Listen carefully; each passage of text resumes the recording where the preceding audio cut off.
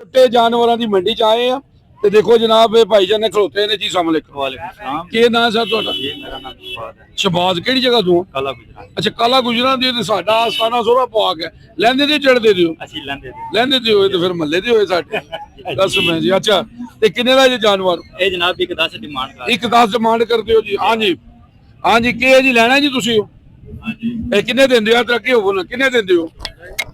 Check ਕਰ ਲਓ। ਹਾਂਜੀ ਕੀ ਹੈ? ਨਹੀਂ ਦੱਸੋ ਨਾ, ਤੁਸੀਂ ਦੱਸੋ ਨਾ। ਦੋਂਦਾ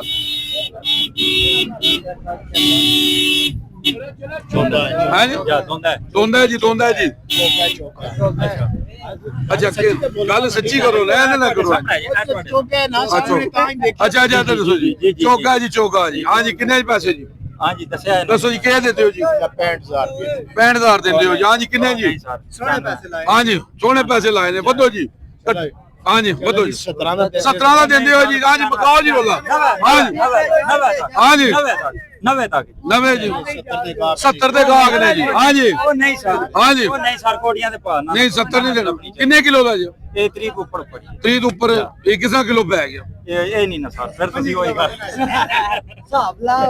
ਹਾਂਜੀ ਵਧੋ ਜੀ। ਅਦਰ ਸਾਹਿਬ 70,000 ਦਾ ਗਾਹਕ ਹੈ ਜੀ। 70,000 ਦਾ ਗਾਹਕ ਹੈ ਜੀ। ਹਾਂਜੀ ਗੱਲ ਕਰੋ ਜੀ। ਨਹੀਂ ਸਰ, ਨਹੀਂ ਗੱਲ ਕਰੋ। 90 ਤੇ। ਆਖਰ 90 ਜੀ। 90 ਤੇ। ਹਾਂਜੀ ਡਨ ਕਰੋ ਜੀ। ਬੋਲੀ ਲਾ ਗਈ ਲਾ ਕੇ ਜੀ ਡਨ ਕਰੋ ਜੀ। 90 ਤੇ ਡਨ ਕਰ ਦਿਓ। ਬਸ ਠੀਕ ਹੋ ਗਿਆ।